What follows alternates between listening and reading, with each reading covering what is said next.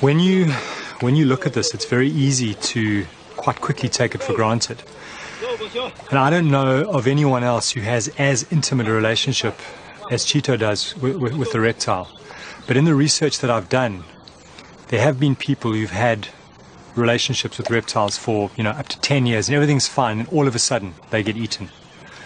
And I think you've just got to realize that every time he gets into the water, he's running a significant risk. Relax, man, relax. Sleep a little bit. Relax. Enjoy. Cuando yo estoy hablando con la gente, when I'm alone with Pocho, I feel like an animal. I feel crocodile. Often I think back to his injury, how we had to heal it. I feel completely connected to Pocho. I am part of the nature of this animal. Every animal needs stimulation. I gave him food when he was dying, but he needed more. He needed my love. In the beginning, I wasn't sure of how close I could get.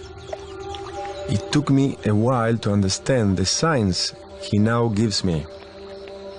I slowly started to touch him, and he never tried to bite me. Once he recovered his strength, I was expecting him to go back to the wild. He was free to go, but he decided to stay. That's when the trust grew stronger, and I began to move closer to him. Sometimes he will go for me with his mouth open, but just before he bit me, he will stop and close his mouth. I tried to hold him when he began to swim, so that he will respect my strength. At first, I was scared when he got crazy and threw me off. Then I learned to read his moves. So much of his feelings is in his eyes.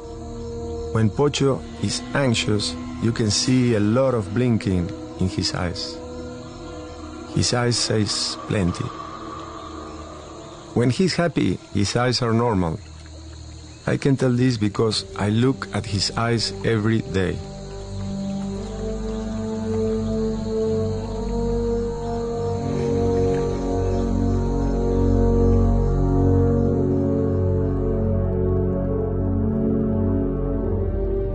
He loves the touch. He loves me. He also watches my eyes. I communicate through my eyes that I don't want to hurt him. Pocho no me ve a mí hace rato, entonces yo vengo y tal vez vine de San José. Cuando vine con ellos, vengo y me siento con él ahí. Al rato me descanso un rato ahí. El calor de él, yo me siento tranquilo y me acuesto ahí me ruleo un rato con él.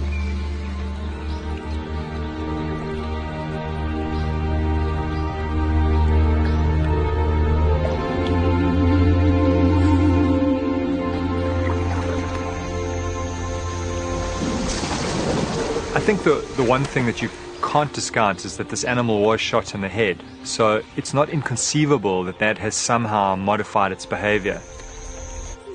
What could have happened is that because of the huge shock to the brain, it has been reprogrammed, and the deep nurturing that Cheeto has shown has somehow modified the usual crocodile behavior.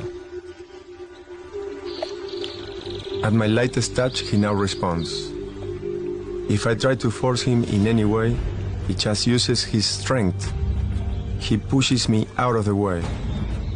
This touching language took 3 years to develop.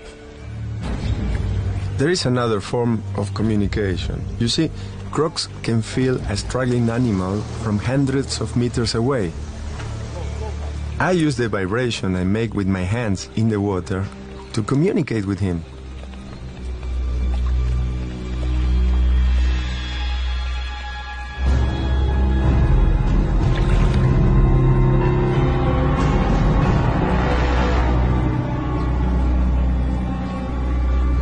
Now he comes to me. He loves the touch. But he also likes to touch me with his body. Very gently when he's happy and with strength when he's agitated.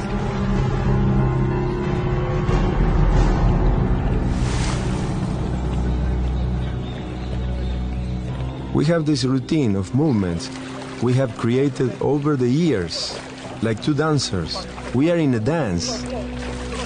If I forget one of the moves, he doesn't like it. He won't cooperate. That's when I have to go back and do the movement again. Then he does it much better and he's happy again. I never push him. I only try things twice. If he doesn't do it, I leave him. You can't push a 1,000-pound animal around.